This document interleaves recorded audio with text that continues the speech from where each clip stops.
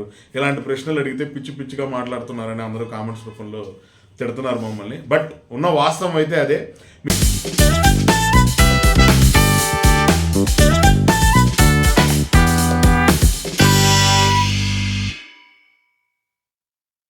Hello everyone, welcome to తాలింపు studio reviews.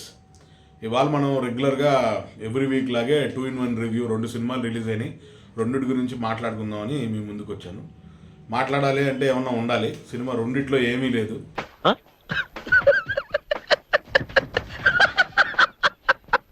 ఏం చెప్పాలో అర్థం కావట్లేదు.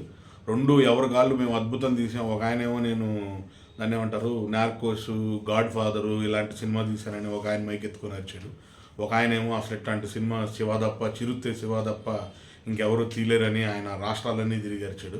లోపలికి వెళ్ళిన తర్వాత డబ్బులు పెట్టినోడికి తెలుస్తుంది ఎలా అరవాల్సి వచ్చిందా, కంగువా అని అరవాలా లేకపోతే మింగువా అనాలా, ఏం అర్థం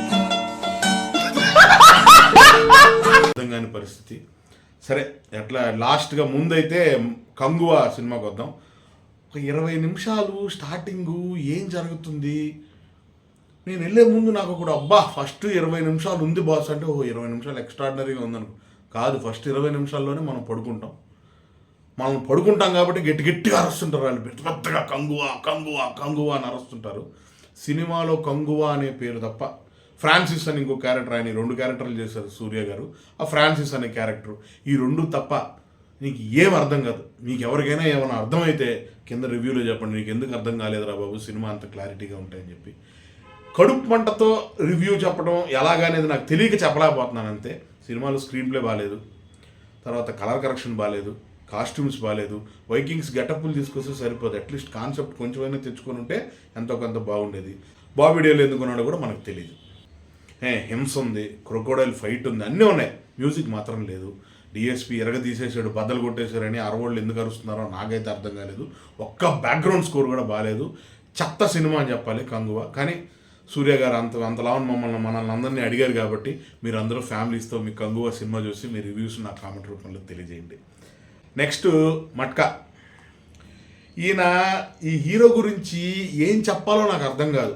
మాటికంటే చరణ్ అనే ముందు నేను ఉంటాను, మా పెదనాన్న ఎవరన్నా అంటే నేను బెత్తవిచ్చు కొడతాను, వీటి కోసం సినిమాలు తీయకూడదు వరుణ్ బాబు. మీ నాన్న గొప్పడే, మీ పెదనాయన గొప్పడే, మీ చిన్నాయన గొప్పడే, ఎవరు కాదన్నారు? వాటి గురించి నీ సినిమాకి వచ్చారు. నువ్వు స్టేజ్ మీద మైక్ ఎత్తుకొని మా పెదనాయన గొప్ప, మా చిన్నాయన గొప్ప, మా పెద్దప్ప గొప్ప అంటే అవదు పని. సినిమాలో మ్యాటర్ ఉండాలి. ఏదైతే మీరు చెప్తున్నారో మా పెదనాన్న గొప్ప, మా చిన్నాన్న గొప్ప, మా నాన్న గొప్ప అని చెప్పి ఆయనే మీ చిరంజీవి గారే ఏం చెప్పారంటే ఒకరి పేరు చెప్పుకొని మనం పైకి రావాలనుకోవడం తప్పు. అలాంటిది అందరూ వదిలేసి నా తర్వాత వాళ్ళందరూ ఎవరికి వాళ్ళ స్వశక్తితో ప్రయత్నం చేయాలని చెప్పి ఆయనే చెప్తున్నారు. అది మీరు అనుకున్నట్టు ఆ సమ్మెక్స్ ఆయనకి ఆ హీరోకే వర్తిస్తుంది, మేము రక్తం కాబట్టి మాకు వర్తించదు అంటే వర్కౌట్ అవ్వదు. అతనికి వర్తిస్తుంది, మీకు వర్తిస్తుంది, మా హీరో మా ఎన్టీఆర్ మా బ్యాచ్కి కూడా అందరికీ వర్తిస్తుంది. దాన్ని అందరూ దృష్టిలో పెట్టుకొని మైక్ తీసుకున్నప్పుడు మాత్రం జాగ్రత్తగా మాట్లాడండి. ఒక్క డైలాగ్ చెప్పు. ఇలాంటి మంచోళ్ళ వల్ల టైంకి వర్షాలు పడుతున్నాయి, పంటలు పండుతున్నాయి, కానీ నాలాంటి చెడ్డోళ్ళ వల్ల 10 మంది కడుపులు నిండుతున్నాయి.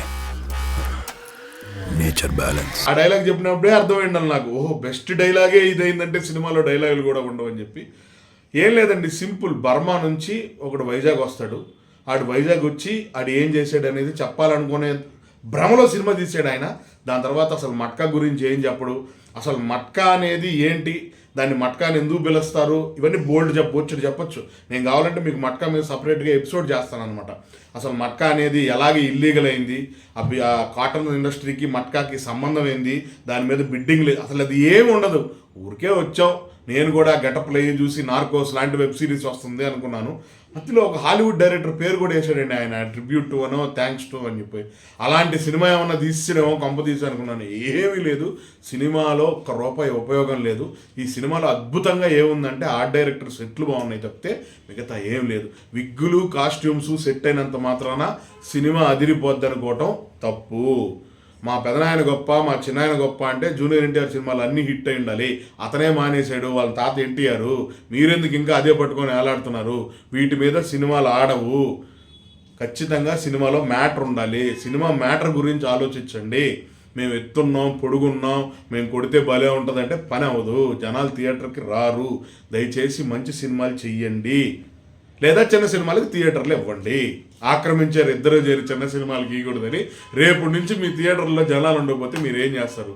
మీరు ఎవరు కడుపు కొట్టి సంపాదిద్దాం అనుకుంటున్నారు? ఇలాంటి ప్రశ్నలు అడిగితే పిచ్చి పిచ్చిగా మాట్లాడుతున్నారని అందరూ కామెంట్స్ రూపంలో తిడుతున్నారు మమ్మల్ని. బట్ ఉన్న వాస్తవం అయితే అదే. మీరు పక్కన సినిమాలు ఏటికి థియేటర్లు ఇవ్వద్దు, మా సినిమాలకే ఇవ్వండి అని చెప్పి ప్రెషర్ పెట్టి ప్రతి వారానికి 2 పెద్ద సినిమాలు 3 పెద్ద సినిమాలను తీసుకొచ్చి ఒక్క చిన్న సినిమాను కూడా ప్రమోట్ చేయకుండా మీరు ఆక్రమిస్తున్నారు. 3వ రోజుకి 4వ రోజుకి ఏ సినిమా ఉండట్లేదు. ఆడి సినిమా ఉండట్లేదు, మీ సినిమా ఉండట్లేదు. చూడటానికి మాకు సినిమాలు లేక మేము బాధపడుతున్నాం. సో దయచేసి కంటెంట్ ఉండే సినిమాలు తీయండి. కంటెంట్ ఉండే సినిమాల్లో ఇవాళ ఆడియన్స్ ఎలా అయిపోయారంటే స్క్రీన్ ప్లే గురించి కూడా మాట్లాడే దగ్గరికి ఆడియన్స్ వచ్చేసారు. కాస్ట్యూమ్ గురించి మాట్లాడే దగ్గరికి ఆడియన్స్ వచ్చేసారు.